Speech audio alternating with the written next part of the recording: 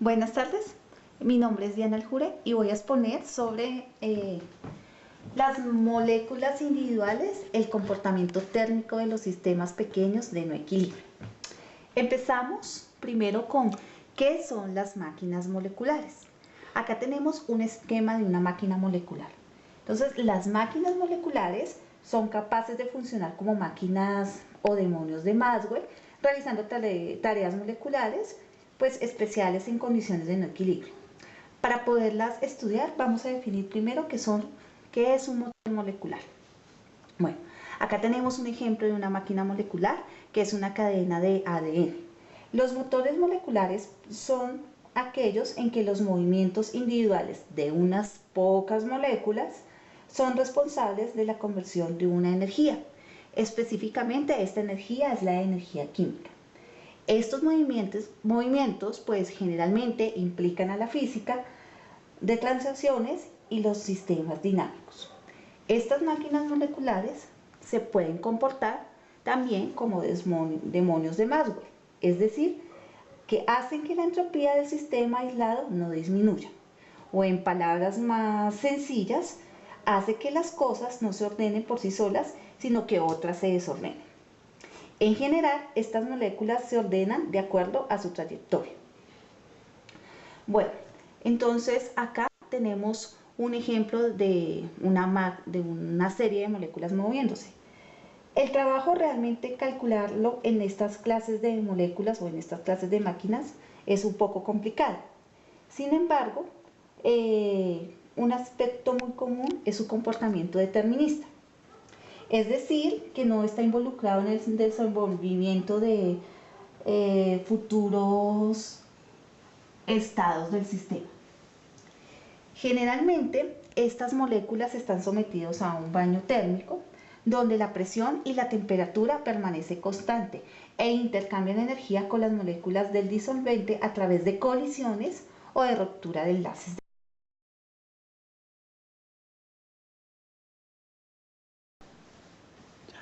Bueno, acá vemos cómo se comporta una molécula. Para nosotros poder hacer el estudio de una molécula, el trabajo realizado de la energía, pues hay que aplicarle unos agentes externos. Esos agentes externos pueden ser o desplazarle una distancia o aplicarles unas fuerzas. Esas fuerzas, por ejemplo, en este esquema está representado en cada uno de los extremos de la cadena de ADN. Este es un estiramiento del ADN, es la parte A. Acá tenemos la descomprensión del ADN, donde la fuerza fue aplicada en uno de sus extremos al lado y lado de la cadena. Acá tenemos un ejemplo del desarrollo mecánico de despliegue del ADN y finalmente otro de mecánica de proteínas, donde todo esto ha sido realizado por medio de fuerzas externas. Esas fuerzas externas generalmente pueden ser debido a pinzas ópticas o a fuerzas por un campo magnético generalmente.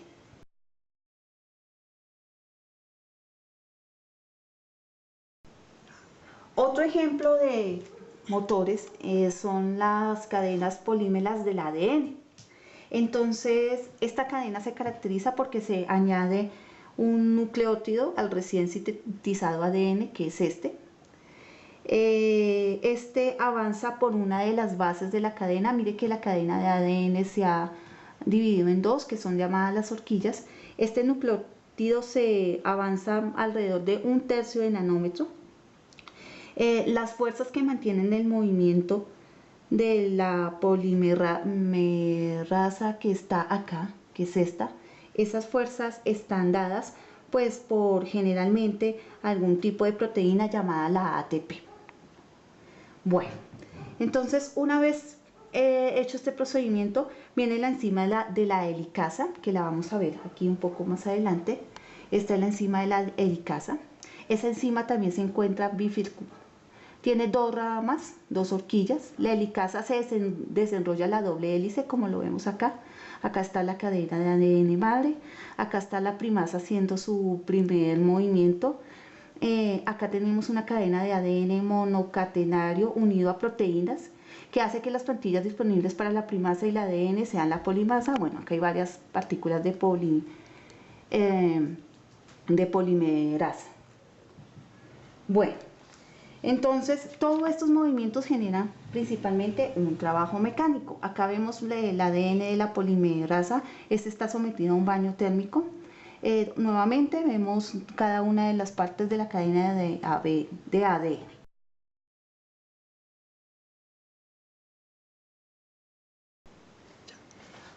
Analizando el movimiento de todas estas partículas, surge una pregunta. Sería ¿cómo trabajan cada uno de los motores individuales en las moléculas?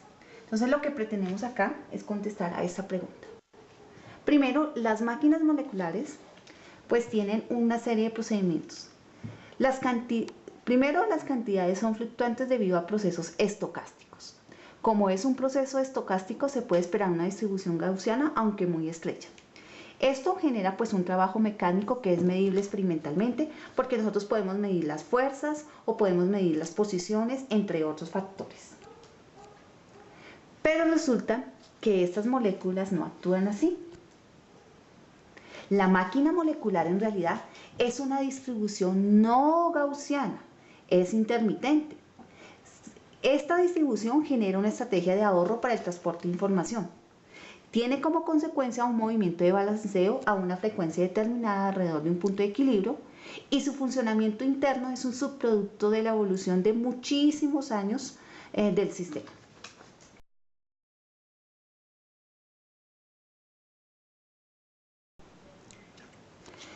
Como son sistemas muy pequeños, pues vamos a hacer una comparación entre estos sistemas pequeños y los ensambles estadísticos.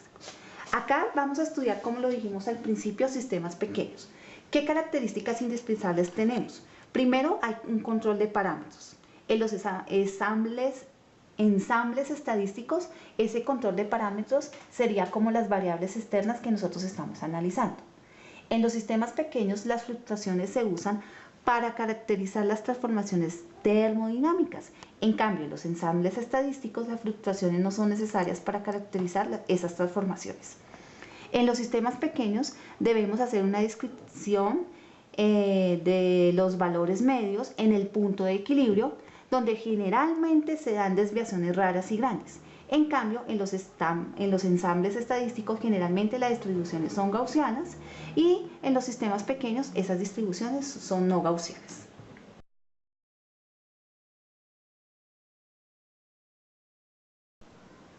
Vamos a mirar un ejemplo de pequeños sistemas. Tenemos acá la siguiente configuración.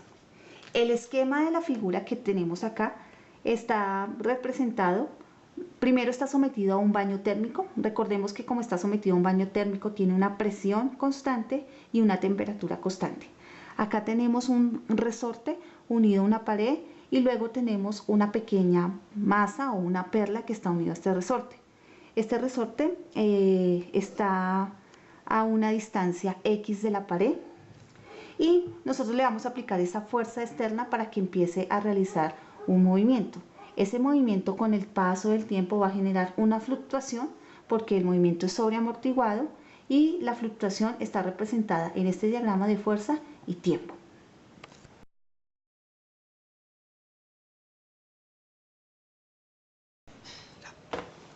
Bueno, estamos en la configuración de los pequeños sistemas. Los pequeños sistemas se caracterizan porque, como dijimos anteriormente, tienen que tener un parámetro de control.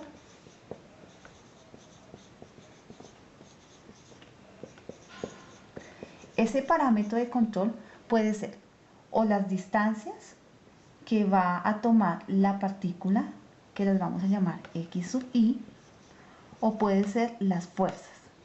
Como lo dijimos anteriormente, esas fuerzas pueden ser generadas por dos caminos. Fuerzas generadas por pinzas ópticas o fuerzas generadas por campos magnéticos.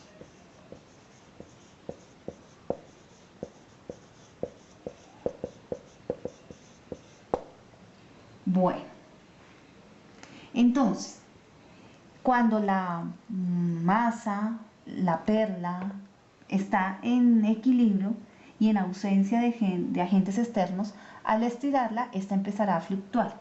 Recordemos que al empezar a fluctuar, pues genera este diagrama de fluctuaciones de fuerza contra tiempo. Entonces, nosotros podemos escoger dos caminos, o tener como parámetro las posiciones respecto a la pared, o tener como parámetro las fuerzas. Entonces, si nosotros cogemos, por ejemplo, como parámetro las distancias, pues vamos a tener que la fuerza promedio va a ser igual a una función que va a depender de cada una de las posiciones de las moléculas. Y si nosotros derivamos esta fuerza en el punto de equilibrio, pues vamos a obtener una constante K que va a indicar la constante del resorte o la resistencia del resorte.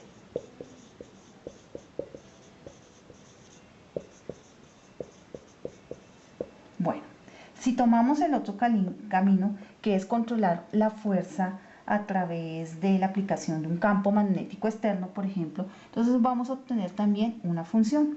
Esa función va a generar otra función G que va a depender de los caminos promedios, de las separaciones promedios, y generalmente sabemos que F, esta fuerza, esta función, tiene que ser diferente de G para cuando el sistema está en equilibrio, y que únicamente va a ser F igual a G para sistemas macroscópicos. Como estos sistemas acá son microscópicos, pues no se cumple esta condición, sino esta.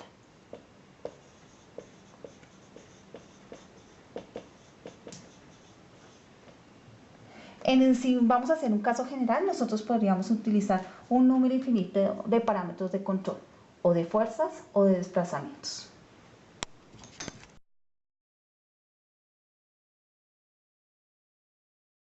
Vamos a analizar la energía. Ahora vamos a analizar la energía interna de nuestro sistema. Vamos a tomar como parámetro de control las posiciones X sub I de la masa. Entonces, la energía interna la vamos a definir como es una energía muy pequeña, la energía interna U, pues la podemos definir en función, entonces de U estaría en función del parámetro X sub I y X. Y para calcularla tendríamos que la energía interna del sistema sería la sumatoria de todas las posibles posiciones de la derivada parcial de la energía interna con respecto a los X sub I en X por el de XY más la derivada parcial de la energía interna con respecto a las posiciones X de los X sub I por el de X. Si nosotros recordamos la primera ley de la termodinámica,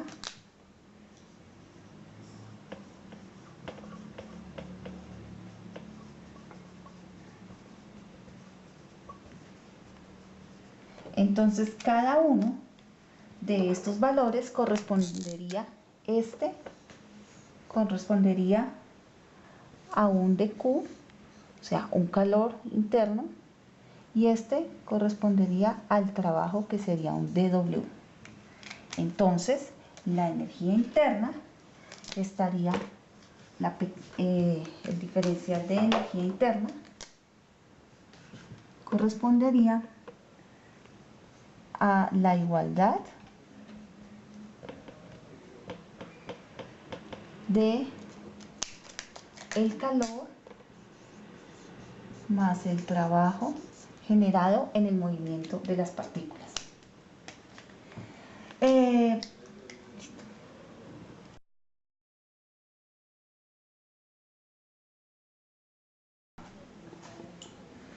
Entonces recordemos que esta es la fuerza de fluctuación actuando sobre la masa y que está dada por la derivada de la energía interna con respecto a X para cada una de las posiciones. Si nosotros repetimos varias veces este experimento, entonces vamos a obtener las siguientes curvas. Acá mostramos 1, 2, 3, 4 y una curva negra. Esto pues va a corresponder a la energía generada cuando se ha separado de su posición de equilibrio, y recordemos que esta es una gráfica de la energía o el trabajo generada dependiente del parámetro de control. Entonces la curva negra es la que nos va a interesar. La curva negra o la línea negra continua representa el trabajo promedio para las pequeñas deformaciones. Este trabajo promedio representa la distribución de probabilidad, que acá la vemos que tiene de dos sectores. Entonces esa distribución de probabilidad, ese es el valor más probable, es el valor del trabajo más probable. Esa distribución de probabilidad tiene una componente gaussiana que está dada por las pequeñas y frecuentes fluctuaciones, y las colas exponenciales que nos van a dar cuenta de las desviaciones grandes y raras que se pueden generar. Solo el sistema es lineal cuando se producen pequeñas deformaciones. Y se recupera si es así, si se cumple esa característica importante, entonces se dice que el sistema tiene un comportamiento totalmente gaussiano.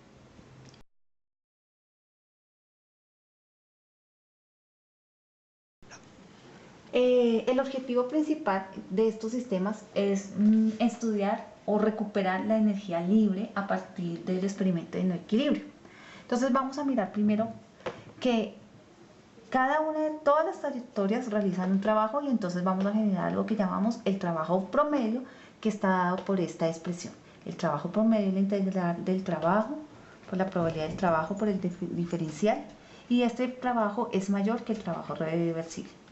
Si definimos un delta G como la diferencia de energía libre entre los estados de equilibrio, y hacemos que el estado final, que X sea el estado final y X igual a 0 el estado inicial, entonces el trabajo disipado por cada uno de los movimientos de las moléculas y generado por las trayectorias estará determinado como la diferencia del trabajo menos la diferencia de la energía libre entre los estados de equilibrio. Ahora, según la segunda ley de la termodinámica, nosotros podemos establecer lo siguiente. Entonces, según la segunda ley de la termodinámica,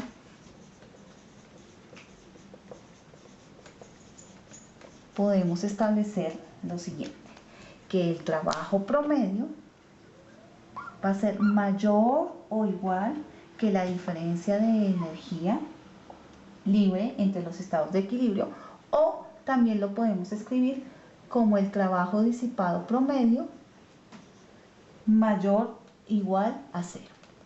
Entonces, solo se produce la igualdad para este caso o para este caso cuando la perturbación es infinitamente pequeña.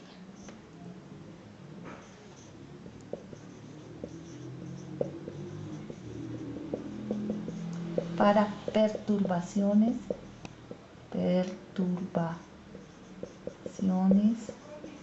infinitamente pequeñas.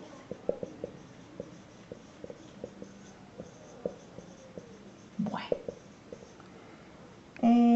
esto ocurre principalmente pues cuando la velocidad tiende a 0 o los estados que llamamos cuasi estáticos. Bueno, entonces en cada uno de estos procesos el sistema se analiza hasta que llega a su tiempo de relajación. Para cada valor del parámetro, entonces se va a cumplir que el trabajo es igual a delta G. Y también se va a cumplir las siguientes características. Entonces, en la igualdad, que ya ha llegado a su estado de relajación, el trabajo es igual al delta G.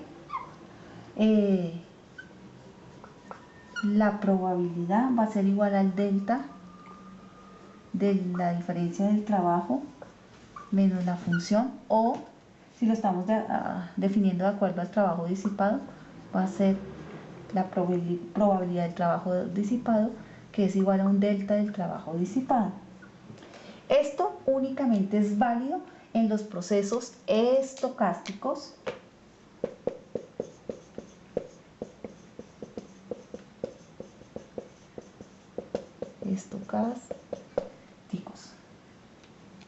Entonces, recordemos que los procesos de no equilibrio,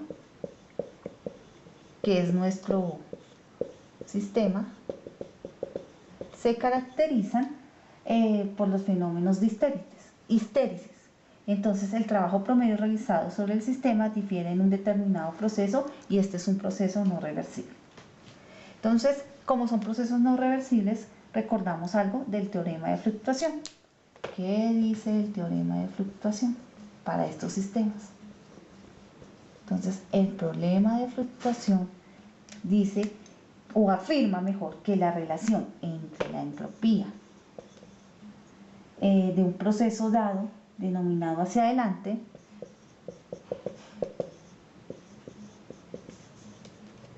no, ese bueno, párelo ahí.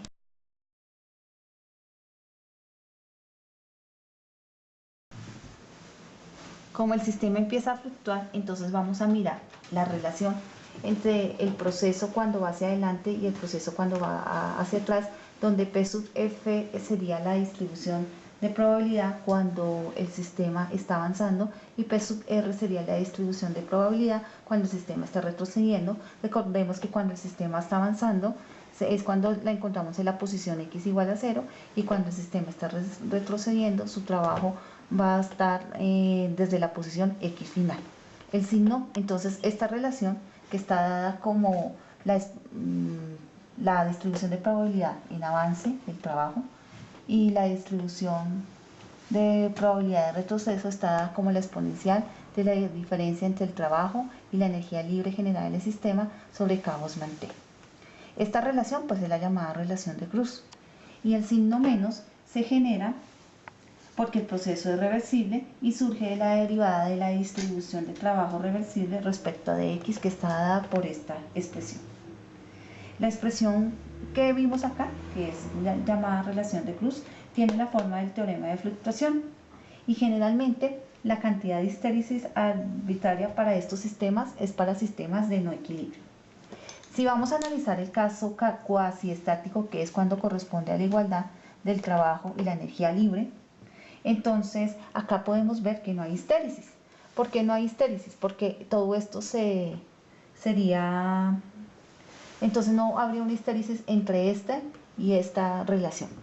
Porque como acá vemos la igualdad, entonces generalmente vemos que el trabajo, la distribución de probabilidad hacia adelante, pues va a ser igual a la distribución de probabilidad hacia atrás. Entonces no se produciría el fenómeno de histéresis. La consecuencia directa del teorema de Cruz, pues es el otro teorema que llamamos la igualdad de Jarzynski. ¿Qué dice la igualdad de Jarzynski? Recordémosla. Entonces la igualdad de Jarzynski está dada por el valor promedio de la exponencial de el delta del trabajo sobre KT mayor o igual, perdón, es la igualdad, igual a la exponencial de el delta de la fuerza sobre KT. Bien, si nosotros reescribimos la expresión anterior, que era la igualdad de Cruz, recordémosla,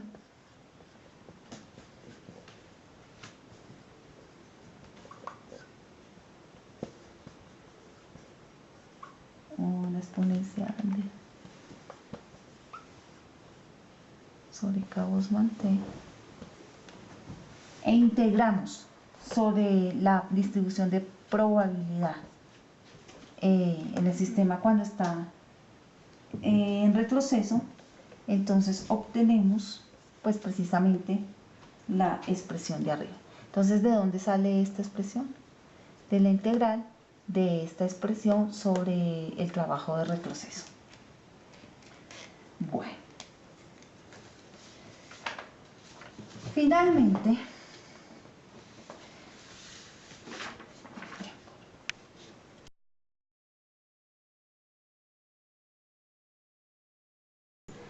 bueno, como el objetivo de nuestros análisis de nuestro sistema es recuperar la energía libre a partir de los experimentos de no equilibrio, volvamos a la relación de Cruz. La relación de Cruz nuevamente nos da la distribución de probabilidad cuando el sistema está avanzando y su relación cuando el sistema está retrocediendo, que es igual a la exponencial de la diferencia de los trabajos, del trabajo del sistema y el trabajo de la energía libre. Lo que queremos encontrar es esta energía libre a partir de esta relación. ¿Cómo lo hacemos? Entonces vamos a hacer un método que se llama el método del entrelazamiento o cruzamiento. Ese método de entrelazamiento o cruzamiento lo mostramos en la siguiente gráfica. Acá estamos teniendo la gráfica de la distribución de probabilidad cuando el sistema ha avanzado en función del trabajo y la distribución de probabilidad cuando el sistema se encuentra en retroceso. Vemos que se van a cruzar en un punto. Ese punto corresponde al trabajo reversible y es cuando se da la igualdad. Esa igualdad pues corresponderá a la energía libre. Si conocemos el valor de ese punto, de una vez conocemos el valor de la energía libre, que es nuestro objetivo. Pero para poderla explicar mejor, vamos a hacer uso de dos funciones. Esas funciones van a ser la función omega, que va a depender de z, o sea, es decir, de todos los valores posibles en la trayectoria, y la función phi. Esa función omega y phi están dadas por estas dos relaciones. Esta relación pues indica la fracción de las trayectorias cuando el sistema está avanzando y su energía cuando es el mayor que z, que es la trayectoria, para cuando está en retroceso y para cuando está avanzando, la relación entre las dos. Y la función phi pues es el valor promedio de la exponencial de las energías del trabajo menos el parámetro z sobre la constante de Boltzmann y la temperatura. Estas dos funciones entonces tienen las siguientes características. Generalmente esas características son las siguientes. La función omega pues es una función monótona, es decreciente, comienza en 1 y para z mucho mayores que la delta g y decae para z también muchos mayores que delta g. La función phi pues es una función también monótona y se incrementa comenzando en 0 para z mucho menores que g y se satisfacen pues generalmente en z mucho mayor que g. Ambas funciones se cruzan en un punto donde z va a ser exactamente el valor de la energía libre, que es lo que queríamos hallar, o sea, va a ser este punto. Bueno, entonces con esto hemos terminado de mirar cómo podemos emplear generalmente uno de los teoremas de fluctuaciones, que fue la relación de Cruz, para explicar la energía libre de un sistema en no equilibrio y que generalmente se clasifica como un sistema muy pequeño o microscópico. Pues esto ha sido todo por hoy y esperamos que haya sido de total entendimiento.